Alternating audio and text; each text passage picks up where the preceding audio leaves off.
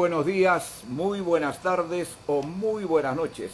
Depende dónde y a qué hora nos estén sintonizando.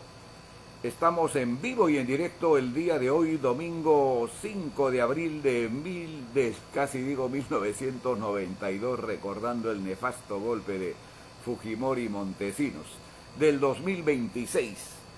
Faltan apenas 7 días para el 12 de abril, día en que se llevará a cabo las elecciones para elegir presidentes, senadores, diputados y parlamentarios andinos.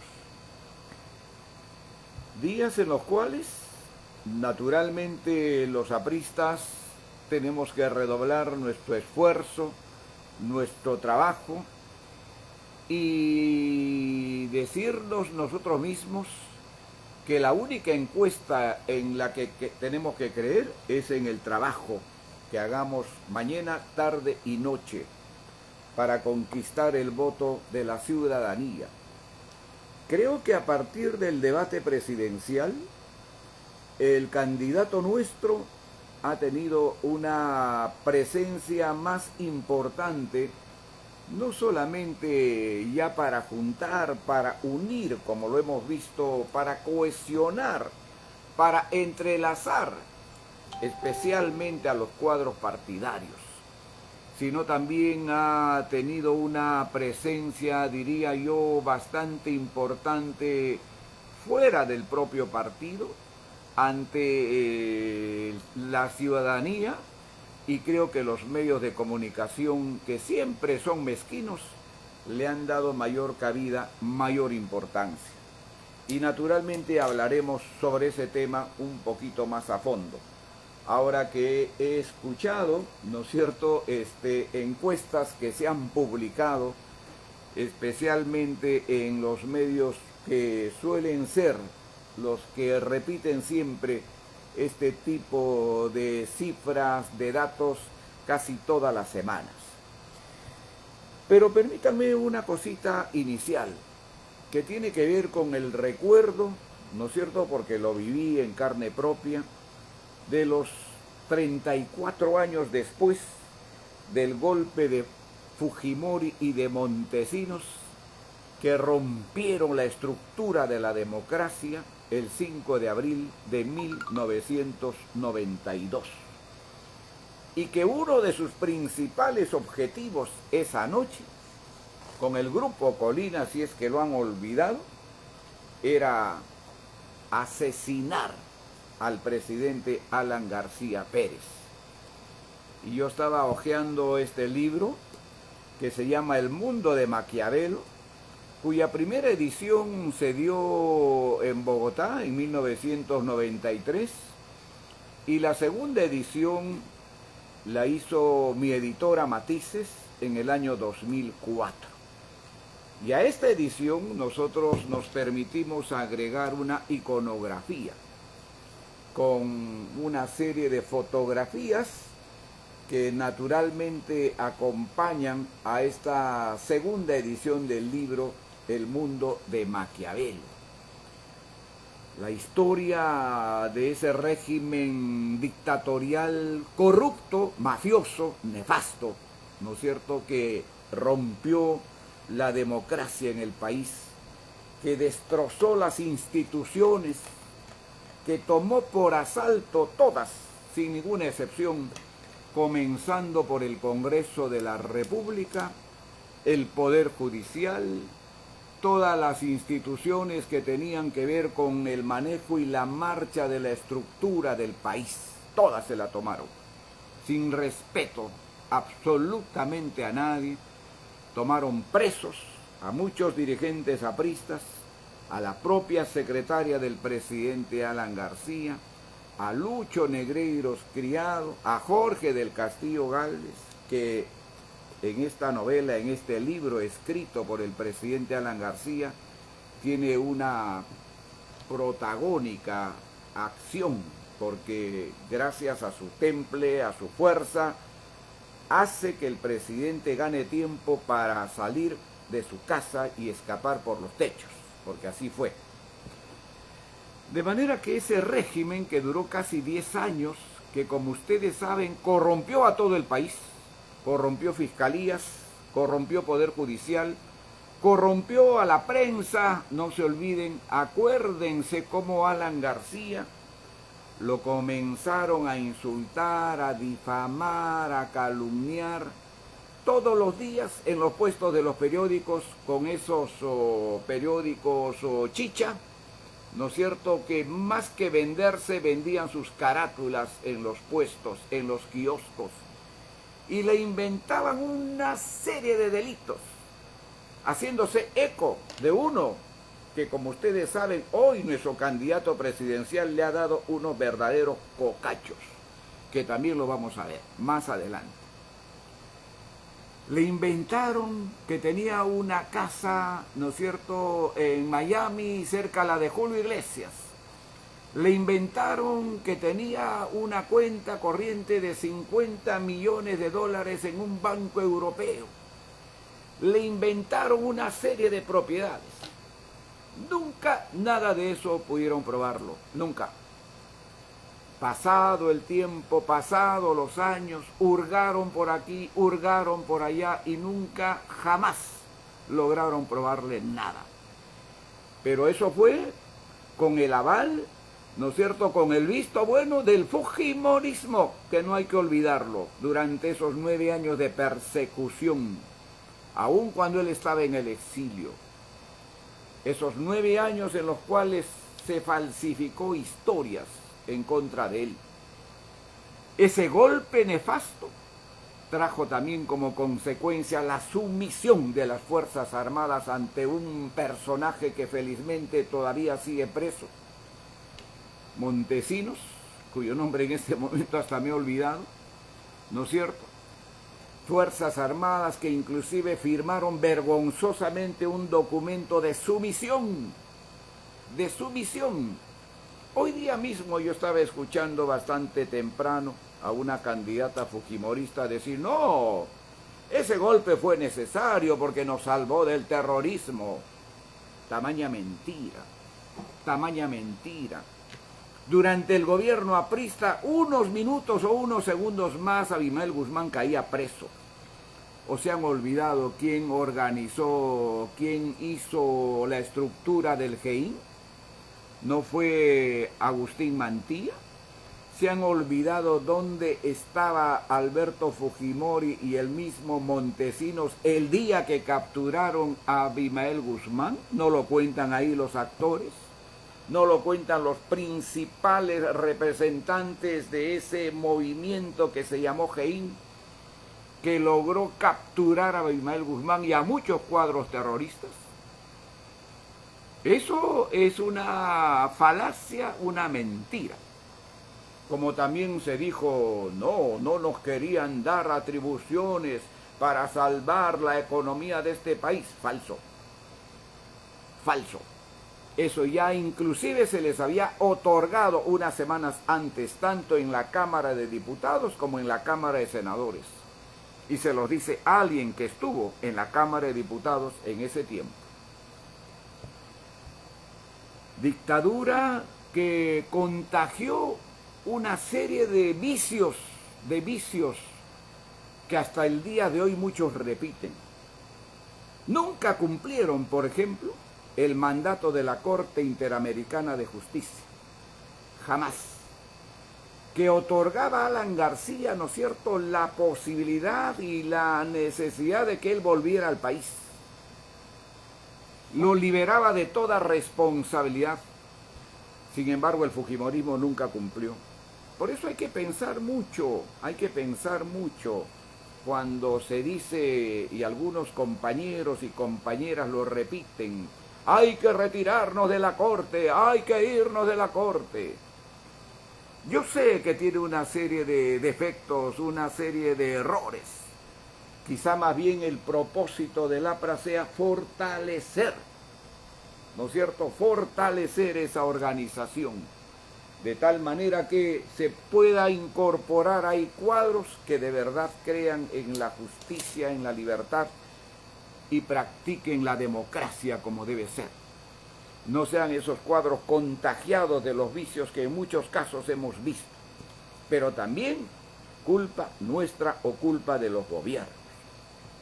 Por eso recordar esta nefasta fecha, siempre hay que hacerlo pensando que quienes hoy quieren darnos ejemplo de ser demócratas, algunos lo extrañan, ¿eh? Algunos lo extrañan, algunos dicen, no, prefiero votar por Fujimori porque, bueno, me dio tranquilidad a mi economía, a mis empresas, ¿no es cierto? Y yo vivía más tranquilo. Pero no defendiste la democracia.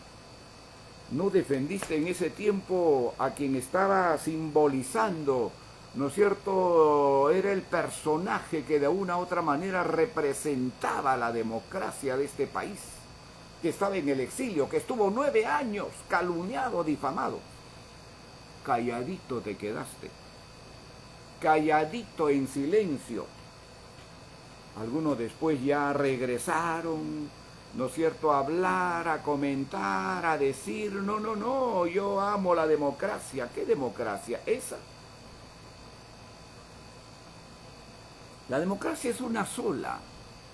La democracia no se puede retasear, no puede ser buena cuando estos asaltantes del poder, como es el fujimorismo, la toman, ¿no es cierto? O ellos la pregonan, la destruyen.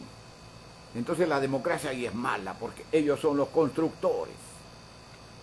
Y cuidado, no hay que caer otra vez en esos errores que son garrafales para nuestro país y nos conducen solo al desastre. Hay que defenderla, la democracia como debe ser, y hay que respetar, nos duela, así nos duela. Hace poco ha habido una elección en el Colegio de Abogados de Lima, una señora con la cual seguramente nosotros discrepamos frontalmente, ha sido la clara ganadora. Creo que ha habido una diferencia de 4.000, 5.000 votos y hemos tenido un excelente candidato. Humberto Abanto.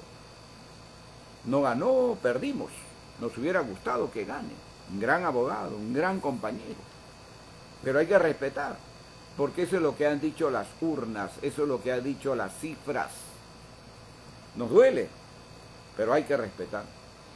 Por eso yo quiero hacer una breve lectura, brevísima, de lo que el propio Alan García califica o cómo califica, para que no digan que estamos repitiendo, estamos diciendo algo que no lo ha dicho quien fue en este caso masacrado, exiliado, perseguido. Lo dice el propio Alan García. El año 2004, cuando escribió el prólogo de esta edición, que yo tuve el privilegio, lo repito, de editarlo. Vendimos un montón, dicho sea de paso. En ese tiempo, estoy hablando del 2004. Ahora la gente se ha pegado más al tema de las redes, que ni siquiera leen, ¿eh? Es una pena.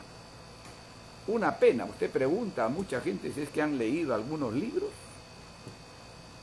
La respuesta es bastante penosa. Y en el APRA eso también se está contagiando. Y no hay que permitirlo, por eso hay que volver a nuestra escuela de dirigentes, a nuestro parlamento universitario, a lo que siempre fue el APRA como organización. Ahí estoy viendo en plena campaña, ¿no? A mí me da mucha pena. Seguro que ellos lo verán bien, yo no discuto, y menos en estos días, ¿ah? Pero ahí terminan sus campañas con bailes, con cenas, con borracheras, con almuerzos, con orquestas, cuando debían de terminar de otra manera, ¿no? Como se hacían las campañas antes, que hablaremos en algún momento también sobre eso. ¿Qué cosa dice Alan García, ¿no es cierto?, el 2004, en el prólogo de la edición de este libro, El mundo de Maquiavelo? Alan García dice lo siguiente: 10 años después, 2004, cuando en septiembre del año 2000 se derrumbó la dictadura fujimorista, muchos políticos, empresarios, periodistas, magistrados e intelectuales declararon y comentaron que recién descubrían con asombro la naturaleza dictatorial, corrupta y de injusticia social del régimen iniciado en abril de 1992, y se sumaron a la investigación y sanción de los responsables. Sin embargo, hubo mucho de hipocresía, porque así de hipócritas son. Cuando Fujimori era fuerte, estaban ahí, no, todo contigo, nada sin ti. ¿No? Bueno, mejor no sigo hablando de ese tema. Y disimulo en todo ello, porque el carácter manipulatorio, atemorizante y corrupto del sistema sí había sido evidente en todos esos años, a pesar de no existir la democracia. ¿Y qué cosa dice solo en la parte final? Ya el texto es un poquito más largo. Ahora, el lector podrá juzgar después de leer el libro si desde 1993 podía ignorarse acaso el carácter del régimen que dominó el Perú durante esa década terrible, y concluirá que para que esa experiencia no se repita, la libertad democrática, la educación social y un sólido sistema político deben mantenerse en guardia y nunca abdicar de sus principios. Alan García. Esto fue el 2004. Ahí ponemos punto a este tema del fujimorismo que destrozó, que aniquiló la democracia el 5 de abril de 1992. Y no hay que olvidarlo nunca, porque ese es un mal ejemplo que en el Perú jamás se debe repetir. Pero también este año, o mejor dicho, este mes, es un mes muy especial, ¿no?, para las letras y también para el APRA. Claro, ahora estamos nosotros muy abocados, muy empeñados, todos, sin ninguna excepción, estamos pensando en el 12 de abril y todos estamos de alguna manera laborando, trabajando, ¿no es cierto?, para que estas elecciones sean de las más transparentes, pero además sean las más importantes, y ojalá el APRA consiga un buen resultado. Pero no hay que olvidar que este mes también trae muchas fechas importantísimas, especialmente el recuerdo a muchos personajes que ya no están con nosotros y que han hecho mucho por la literatura, que han hecho mucho por la historia y que han dejado tanta huella y tanta historia en el propio partido. Quizá el primero, ¿no es cierto?, por ser más reciente o más cercano, sea el recuerdo que tengamos que hacer en algún momento, y hemos hecho varios programas además, ¿no?, a Mario Vargas Llosa, que como ustedes saben, el 13 de abril, o sea, será un día después de la elección del 2025, falleció el premio Nobel. Sobre Vargas Llosa hemos hecho varios programas, uno de ellos hace como 2 semanas, que tenía que ver justamente con su vinculación, con su relación que tuvo y además la distancia que marcó severamente con el, como yo lo llamo, el incorregible voto preferencial. El 14 de abril se va a cumplir 13 años del fallecimiento de nuestro inolvidable y querido compañero Armando Villanueva del Campo. Quizá el día miércoles 15, ¿no es cierto?, hagamos un programa especial de recuerdo y de homenaje a Armando Villanueva del Campo. Él falleció el 14 de abril del 2013 y naturalmente lo recordamos con mucho dolor y con mucho cariño, sobre todo quienes lo hemos tratado, quienes lo hemos conocido, quienes hemos trabajado a su lado. Yo el año 80 en la elección fui un armandista de esos duros que había en el partido, ¿no? Nos calificaron a nosotros como los armandistas ahí en el Comité Ejecutivo Nacional. La gran mayoría lo era. Es algo que hasta el día de hoy no se entiende que con los años uno lo va sopesando, uno lo va midiendo, quizá mejor no hubiera sido así, esa disputa tan incomprensible que hubo con Andrés Tausen Ezcurra, ¿no? Un aprista muy apegado especialmente a lo que significó los procesos de integración política y económica de la América Latina, que tiene varios libros sobre esos temas.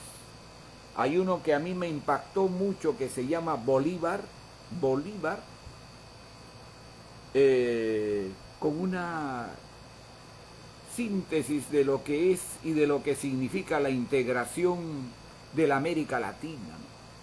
Que lamentablemente, y lo digo, nuestros candidatos al Parlamento andino no lo están levantando en su dimensión que corresponde y se merece la integración de nuestras naciones. Yo no escucho a nadie decir, por ejemplo, que la primera acción que el APRA debería de tomar es retirarse de la Internacional Socialista, donde no nos corresponde estar. Por ejemplo, donde no nos corresponde estar. Ser observadores, ser amigos, como lo quiso siempre ahí a la Torre, está bien, pero ser parte de una organización internacional que está en otra realidad, que está fuera de nuestra dimensión de la América Latina, es otra historia. Pero en fin, rendiremos un homenaje a Armando Villanueva del Campo, ¿no? Y el día 15, ahí nomás al día siguiente, de abril de 1938, falleció, como ustedes saben, César Vallejo, allá en París. Hay un libro, ¿no es cierto?, que se llama Mi encuentro con César Vallejo, que lo editó nuestro gran amigo, gran compañero Luis Alva Castro. Ustedes saben, Vallejo no hubiera existido sin Antenor Orrego. La última carta que le envía Vallejo a Antenor Orrego es tan conmovedora, y lo ha reproducido el historiador Blasco Bazán, trujillano, gran historiador aprista, vallejiano, muy estudioso del tema de César Vallejo. Es tan conmovedora esa carta que le envía Vallejo a Antenor Orrego, cómo le reconoce todo lo que él hizo para que Vallejo pudiera surgir, ¿no es cierto?, en su poesía. Hay un libro que se llama La Bohemia de Trujillo y Antenor Orrego, del historiador Germán Peralta Rivera. Yo se los recomiendo que lo consigan. Está, si es que existe todavía, en el Congreso de la República. Ahí está narrado cómo esta Bohemia de Trujillo, donde pertenecía o estaba Vallejo, se van uniendo y van ahí practicando y forjándose cada uno de ellos bajo un poco la dirección de Antenor Orrego, incluyendo Aya de la Torre, que como ustedes saben, después, casi junto con Vallejo, vendrán a Lima. Aya de la Torre dice en el libro Aya por Aya de Geli Villanueva, que también deberían de leerlo, que también lo ven del Congreso de la República. Aya de la Torre dice algo importantísimo sobre Vallejo. Yo me precio de haber sido el primero en haber traído los poemas de Vallejo y habérselo entregado a don Manuel González Prado. Ese libro de Germán Peralta reivindica también a una mujer que ya nuestras compañeras deberían de tenerla siempre presente en todas sus actividades, en todas sus actuaciones, en todos sus recuerdos, que fue la primera que hizo una crítica sobre lo que escribió, ¿no es cierto?, Aya de la Torre, ¿no es cierto?, sobre Vallejo. Triunfa, vanidad, triunfa. Ella se llama Carmen Rosa Rivadeneira, que trabajó muy apegada a la viuda de Manuel González Prada, que estuvo inclusive en la reunión de mujeres del año 1946, aunque esa es otra historia. Luego está el día 16 de abril, ¿no es cierto?, el recuerdo de José Carlos Mariátegui. Haremos un especial sobre José Carlos Mariátegui, ¿no? uno en el camino va encontrando una serie de, digamos, historias que no siempre se ajustan a la verdad. Inclusive muchos historiadores comunistas quieren un poquito vincular la estadía de Mariátegui en Europa como si él hubiera aceptado una beca de parte del gobierno de Leguía, o si no se iba al exilio, o si no se iba a prisión. Y eso es total y absolutamente falso. Total y absolutamente falso. Mariátegui fue empleado de Augusto B. Leguía desde el año 19 hasta el año 23, pagado, rentado. Era el representante de ese gobierno en el rubro de ser el propagandista. Ese era su título, ser propagandista del gobierno de Leguía del año 19 al año 23. Lo otro seguramente es comprensible porque los historiadores comunistas siempre están acostumbrados a edulcorar las cosas y a mentir también bastante. No solamente los que están en el país, sino también los que radican fuera del país se han contagiado, porque eso es lo que reciben como insumo para contar o escribir sus textos. Haremos un programa sobre eso. Y ahí está el libro de nuestro historiador Nelson Vázquez, que habla sobre Mariátegui con documentos, de cómo la Cancillería lo designó, lo nombró como propagandista, ¿no es cierto?, del gobierno del año 19 al año 23. Cuando Mariátegui regresa el año 23, y créanme que no quisiera ya seguir hablando sobre esto porque me jala, pero no puedo dejarlo tampoco incompleto. Cuando Mariátegui regresa el año 23, no era muy bien recibido, especialmente por los trabajadores. No lo querían. Quien logra acercarlo a Haya de la Torre fue un trabajador, un anarcosindicalista, cuyo nombre es o fue Fausto Posada. Los hijos, los nietos, han entregado hace pocos meses al Museo Haya de la Torre toda la biblioteca de Fausto Posada. Quizás sin Fausto Posada no hubiera sido posible que Mariátegui se acercara a Haya de la Torre e ingresara como profesor a las universidades populares Manuel González Prada. No se olviden que Mariátegui solo publicó en vida dos libros. Uno, La escena contemporánea, que se ha cumplido ya 100 años. 100 años. Hemos acordado en algún momento con el historiador Hugo Ballenas hacer un especial sobre eso, ¿no es cierto?, que se ha cumplido 100 años. Y el otro libro que se llamó Los 7 ensayos. Mariátegui en vida nunca más publicó otros libros. Después le han puesto pues colección completa, 20 tomos, etcétera, etcétera. Todo eso fue hecho post-mortem. Post-mortem. Seguramente ahí estaba en el archivo de Mariátegui, pero él no lo publicó. Muy bien. Luego tenemos el 17 de abril, ¿no es cierto?, del 2014 a Gabriel García Márquez. Yo ya no voy a hablar de García Márquez, creo que ya ustedes son bastante bien informados sobre este premio Nobel, ¿no es cierto?, que falleció en México el 2014.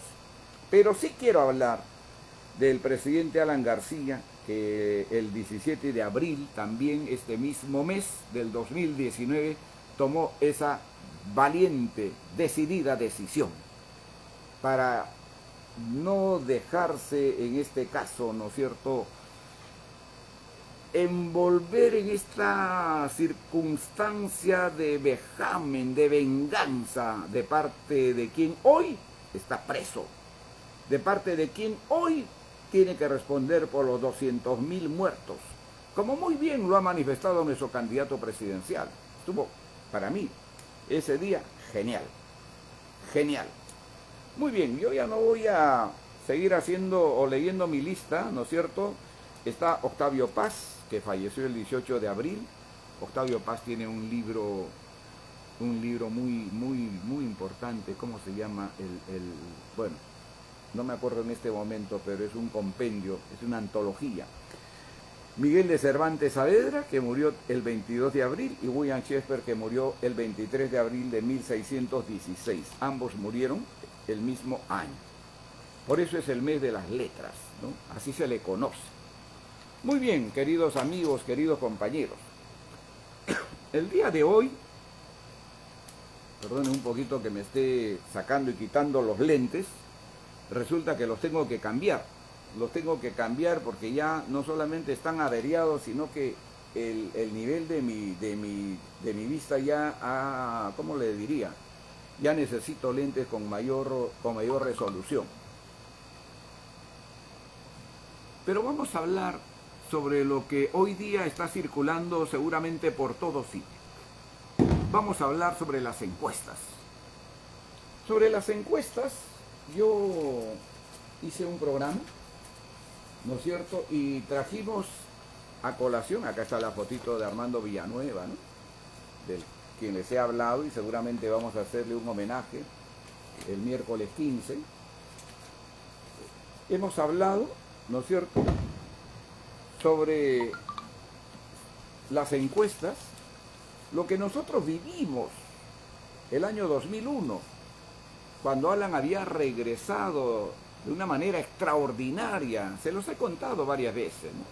Pero es bueno que lo repitamos el día de hoy, día en el cual seguramente podemos ser atrapados o nos puede contagiar el desánimo porque decimos, oye, no aparecemos, ni siquiera en otros, ni siquiera en otros. Yo me acuerdo mucho, ¿no es cierto? Y el 2001 fuimos testigos de excepción, y aquí está escrito, ¿no es cierto?, cómo después de ese magistral meeting, de esa majestuosa convocatoria, presentación con Calderón de la Barca de por medio en la Plaza San Martín, ¿no es cierto?, el día lunes de ese mismo, de esos días, aparece Alan García con el 7%, que ya quisiéramos tener ahora, muy por debajo de los otros candidatos, muy por debajo de los otros candidatos, muy por debajo de Lourdes Flores, de Ollanta Humala, de todos ellos, muy por debajo de todos ellos. Y entonces me acuerdo mucho que ese día lunes o martes de la semana siguiente, ahí nomás, yo era parte del comando de campaña, llegó el dueño de una de las empresas encuestadoras, una de las cuales hoy día también ha publicado, ¿eh? Claro, yo no puedo decir el nombre porque, en fin, habría que probarlo, pero es verdad, es verdad. ¿No es cierto? Hoy día han sacado encuestas ahí donde naturalmente han puesto a quienes creo que ellos han favorecido durante todo este tiempo.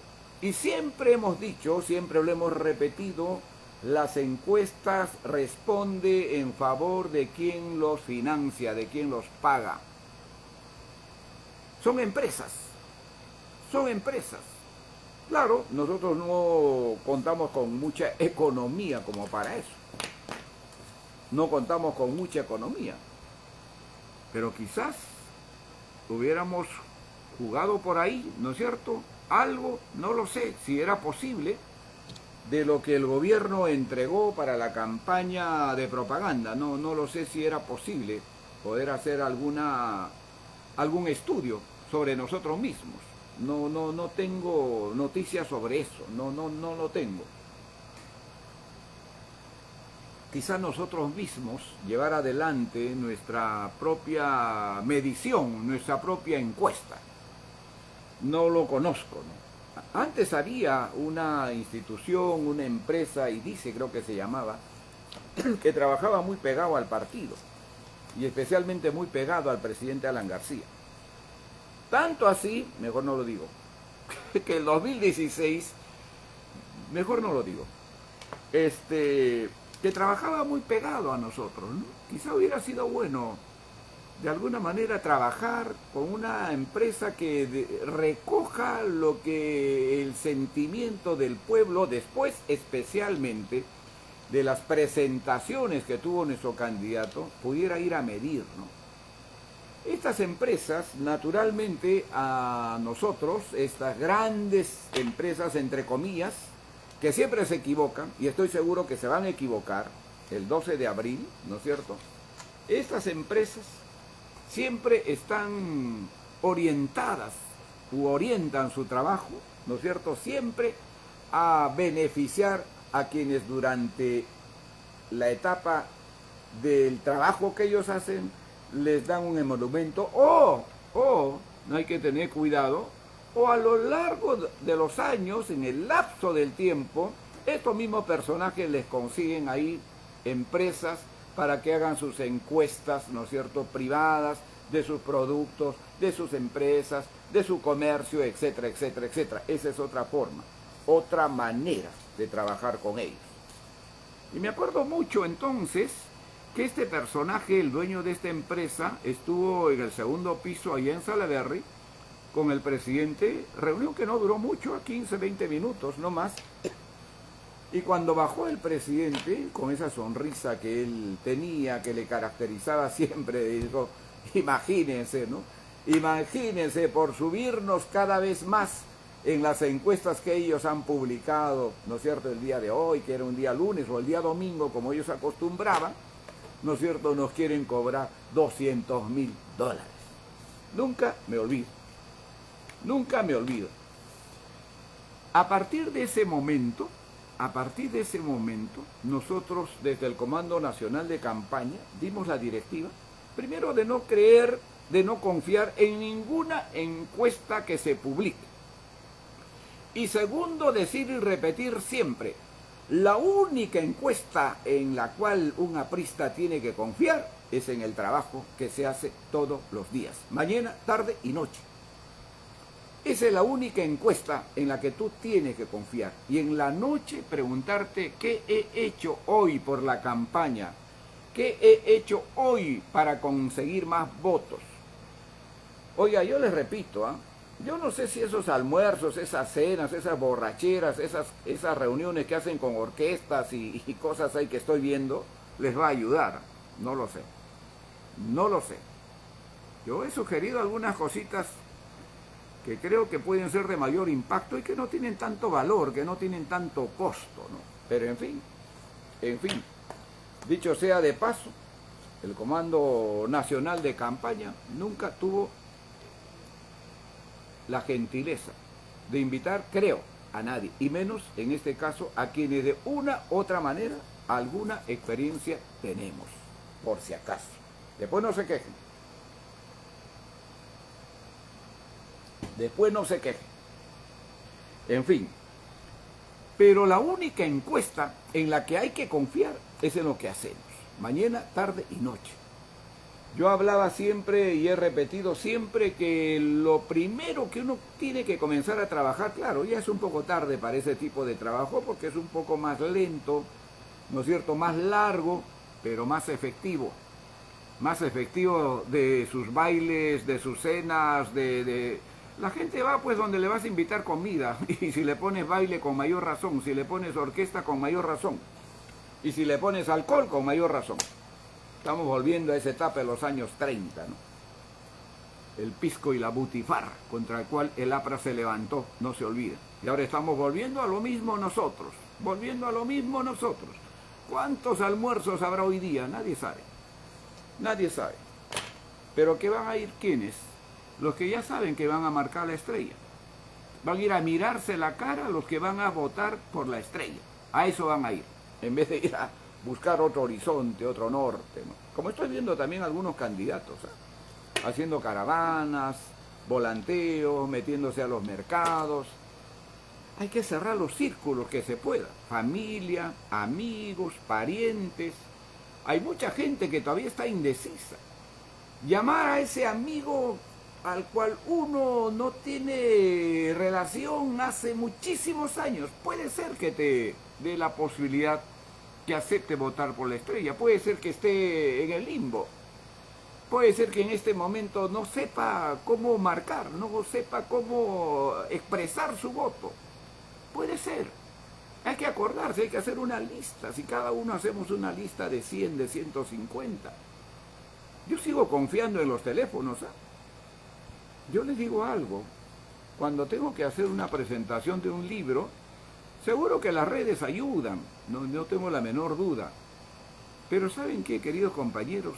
Yo, con la benevolencia, la gentileza de la Casa de la Literatura, Yo hago las presentaciones de los libros ahí, que alberga más o menos 250, 300 personas, ¿no? El sitio más grande. Inclusive los directivos de la Casa de la Literatura me decían, pero domingo, ¿cómo? Domingo no es buen día. Pero para nosotros sí. Y en este caso yo le decía, pero para nosotros sí. Porque es un día de menos tráfico, es un día donde la gente se puede dar un poco más tiempo, es un día en el cual la gente puede tener mayor interés por lo que estamos presentando, etcétera, etcétera. Y yo utilizo el teléfono, ¿no es cierto? Y personalmente hago 250 o 300 llamadas uno por uno, no importa el tiempo que demore. Porque esa es la relación personal de vinculación que tú tienes que tener con una persona. Una cosa es que le llegue la propaganda y otra cosa es que tú lo llames. Una cosa es que escuche tu voz. Una cosa es que tú le digas, mire, amigo o amiga de hace tantos años, de hace tanto tiempo, ¿no es cierto? ¿Te acuerdas de mí? Yo me acuerdo mucho de ti, etcétera, en el colegio, en la universidad, etcétera, etcétera, etcétera. Te sugiero que nos acompañes o te pido que nos acompañes, ¿no es cierto?, el 12 de abril con tu voto. Y puede ser que esa llamada sea providencial porque esa persona está dubitando para ver por quién va a votar. Y eso puede traer como consecuencia también que esa misma persona irradie, ¿no es cierto?, esa voluntad de voto a su familia. Y eso crece. Y eso crece. No es fácil porque ya el tiempo también nos gana. Pero yo haría eso en vez de seguir convocando a la gente que ya saben que van a votar por mí o por el partido. Pero en fin, esa es otra historia. Muy bien, de manera que la encuesta, queridos compañeros, tiene que ser la que nosotros hagamos todos los días en estos 7 días que nos quedan, mañana, tarde y noche. Ir en búsqueda del voto perdido, como yo lo llamé en algún momento. No tenemos nuestras banderas troncales, ¿no?, nuestras ideas fuerzas, ¿no? Yo no veo que estén ahí, ¿no? No está la restitución de la Constitución de Haya de la Torre, no está la integración política y económica de la América Latina, son los troncos, son los nervios, son los músculos del APRA. Pero bueno, eso quizá más adelante, ¿no? Lo recuperaremos para que esa bandera sean las que nos guíen hacia la victoria, siempre. Como fue el 2001 con Alan García, como fue el 2006. El 2001 no ganamos las elecciones porque Alan García no quiso. No quiso. Habíamos pasado a la segunda vuelta junto a Toledo, ¿no es cierto?, a quien nuestro candidato le dio de alma, ¿no es cierto?, haciéndolo aparecer a este Popper, es una droga, ¿no? Popper Olivera, muy bien hecho, ¿eh? A mí, yo me sentí muy representado, ¿eh? Yo me sentí muy representado, de verdad que sí, y creo que más allá de las diferencias que podemos tener con él, es un cuadro a quien hay que seguir, en este caso,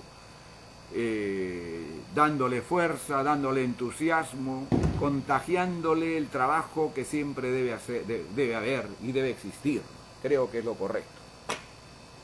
Bueno, y no ganamos el 2001 porque de pronto, Alan, la campaña nos paró. Habíamos pasado la segunda vuelta y la campaña se paró 15 días. Nadie entendió por qué. La respuesta está en el libro Metamemorias que él escribió, porque vino una orden del más allá. Esa es otra historia que también ya lo hemos dicho y lo hemos comentado en varias oportunidades, que se los repito el día de hoy. Pero ahí está escrito. De manera que yo ya no voy a ahondar porque el tiempo también nos está ganando. ¿Y cuál es lo último que yo quisiera resaltar en este momento, ¿no? El soberano cocacho aprista, como yo lo llamo. Ese día, esa noche, a esa hora yo me sentí muy representado. Sentí que ese cocacho iba con fuerza. Y llevaba de alguna manera, ¿no es cierto?, ese mensaje de Alan García, ¿no?, de cuestionar a este personaje mentiroso, odioso, ¿no es cierto?, que que viene de una familia muy aprista, muy aprista. Su hermano Humberto fue miembro del comando universitario, del Comando Nacional Universitario. Su padre, un gran aprista, pero no sé de dónde apareció este tipo, ¿no? Que le inventó una serie de cosas. A Alan García ya se los he comentado, ¿no? Pero ese cocacho aprista a mí me dio mucho gusto, me hizo recordar un poco a lo que la célula Alan Vuelve también hizo el año 2000, ¿no? Con el famoso tortazo, ¿no? Que le propinó, ¿no es cierto?, en pleno rostro. Y ahí hemos publicado, lamentablemente no tengo la foto, no he traído la foto, o no lo he encontrado, mejor dicho, pese a que estoy en mi casa, no lo he encontrado la foto, ¿no es cierto?, de ese violento, ¿no es cierto?, tortazo que le lanzaron valientes compañeras organizadas en la célula Alan Vuelve. Ese fotógrafo que toma las fotos, ¿ustedes saben quién es? ¿Ustedes saben quién es? Es nuestro querido compañero, último fotógrafo de Haya de la Torre, a quien lo paramos ahí, ¿no es cierto? Porque todo esto fue una cosa que se organizó, pues no cae del cielo, ¿no es cierto? No, nadie te manda a hacer esto sin que haya organización. Ahí había compañeras que cerraron el paso, ahí estaba una gran compañera como Norma Redondo, Lucy Vela, ¿no es cierto?, Isla Cruz, o Marcela Valdés, de las que yo voy recordando, Norma Díaz, ¿no es cierto?, y la que ejecutó el tortazo fue Olga Farías, ¿no?, una gran aprista, una gran compañera, ¿no es cierto? Pero, ¿cómo se obtienen las fotografías, ¿no? El mismo fotógrafo de Haya de la Torre, que logró tomar todas las fotografías, porque es una gran cantidad de fotos. La organización que hubo. Había un carro que esperaba a las compañeras en la puerta de la Federación de Periodistas del Perú, en la avenida Bancay Pará. Estas compañeras sufrieron también, no se olviden, juicios que les hicieron. Muchas perdieron el trabajo. Muchas estuvieron presas. Brucy Carpio, la esposa del gran compañero Miguel Rosas, ¿no?, uno de los fundadores de la célula Alan Vuelve, al igual que Hugo Otero, que fue el que impregnó, ¿no es cierto?, lo que se llamó célula Alan Vuelve. Dijo, nada más, Alan Vuelve, no necesitamos más, el gran Hugo Otero, ¿no? O Maitacapa Jalatrista, o Gerardo Morris, ¿no?, que ahora está como candidato al Parlamento andino. En fin, me hizo recordar, ¿no?, a esa etapa en la cual, claro, en otra circunstancia, en otro momento, en otra coyuntura, pero yo sentí de parte de nuestro querido compañero candidato a la presidencia de la República, Enrique Valderrama, al cual yo saludo y aprecio, ¿no es cierto?, esa actitud de firmeza en sus palabras, de fiereza en sus palabras. Fueron palabras fieras, que nadie se las pudo contener, finalmente.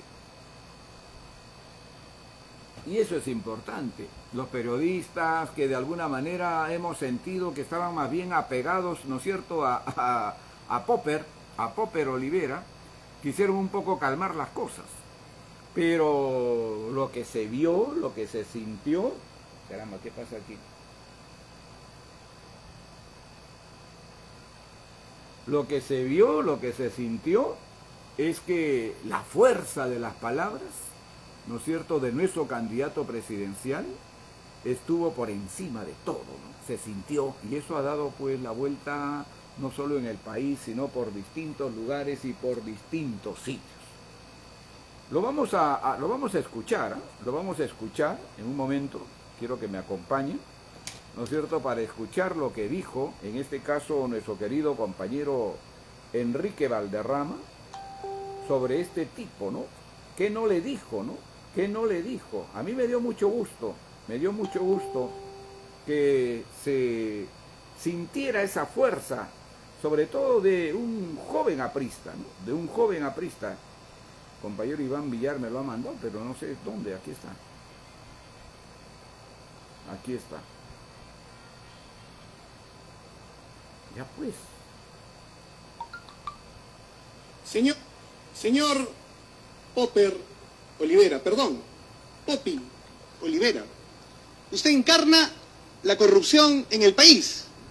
Corrupción, polvo de la corrupción, en la cual se regodeó durante el gobierno de su jefe, de su patrón, Toledo, ante el cual se puso de rodillas, a pesar de saber que era un mal padre, que no reconocía a su hija.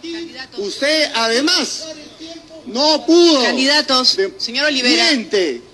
Miente. Candidato. Miente como tu hoja. Señor Valderrama, ¿puede Mentira. Además, Queremos como tu lucha contra la corrupción. A ambos candidatos les pediría el orden, señor Valderrama, muy señor bien. Olivera. A mí me pareció muy bien. Muy bien. Entremos en el tema, muy bien. evitemos los agravios. Eso es como un tortazo. Es lo que le un tortazo verbal, diría yo. Estoy seguro que así lo va a hacer. Un tortazo verbal, como debe ser. Me parece muy bien. Así que nuevamente le devuelvo el uso del TIC. Luego de esta invocación. Recuerden que los agravios... Un tortazo verbal como debe ser. Me dio mucho gusto, me sentí muy representado. Una nueva justicia en el Perú, como te encanta evocar, no te va a enviar a prisión, pero sí te va a enviar a un centro de rehabilitación. Muy bien. Buenas. Ya. Cuando uno no sabe manejar estas cosas, pues se infiltra a veces otro tipo de programa, ¿no? Como ustedes están viendo que está ocurriendo en este momento. Yo estoy prácticamente, estoy solo. Estoy solo y yo mismo tengo que... Muy bien, ya está. Muy bien.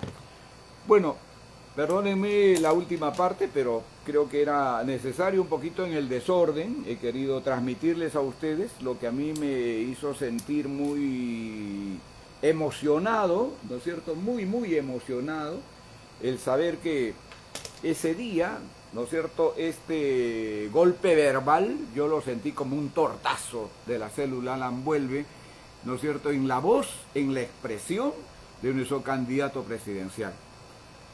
Hay que trabajar esta semana con mucha fuerza. Hay que quizá olvidarse inclusive de los locales partidarios y hay que salir a las calles a buscar el voto. Hay que ir por esos caminos, hay que ir por esas rutas, hay que llamar al pariente, hay que llamar al amigo, hay que llamar a la amiga, hay que acordarse de todos, de todo el mundo. Con eso les quiero decir todos, hasta de las novias y novios que tuvieron. Llámenlos. Llámenlos. Todo eso suma y puede sumar mucho más por esa cercanía, por esa relación, por esa vinculación de amistad que hay, que existe o que existió. Todo eso suma. Nosotros somos, no sé, pues 500,000 de apristas. Si cada aprista consigue un voto más, tenemos el millón. Tenemos el millón. Y es lo que hay que movilizar, eso es lo que hay que conmover en las entrañas mismas de este país, que está esperando de nosotros, que está esperando del APRA. Vamos a ir en esta semana con fuerza, con decisión, con coraje. Muy bien, Enrique Valderrama, presidente del Perú. Y así será nuestro trabajo, nuestra tarea. Han sido ustedes muy amables, muy gentiles. Muchas gracias, muchas gracias. Muchas gracias por vuestra sintonía el día de hoy. Muchas gracias. Y gracias, querido compañero Iván Villar Vélez, por tu ayuda hoy a la distancia, pero siempre bien. Hola. Gracias, querido compañero Iván Villar, por tu ayuda y por tu apoyo. Muchas gracias. Abrazos a todos ustedes. El secretario de la señora.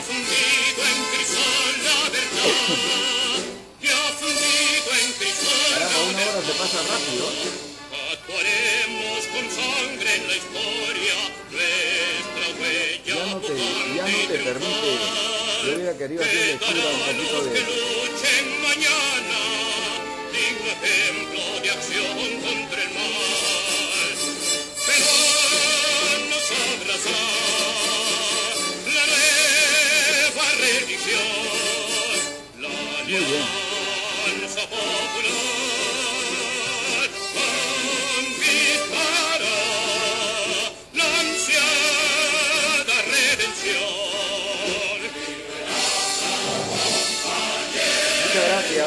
Gracias. Vamos a la conquista del voto.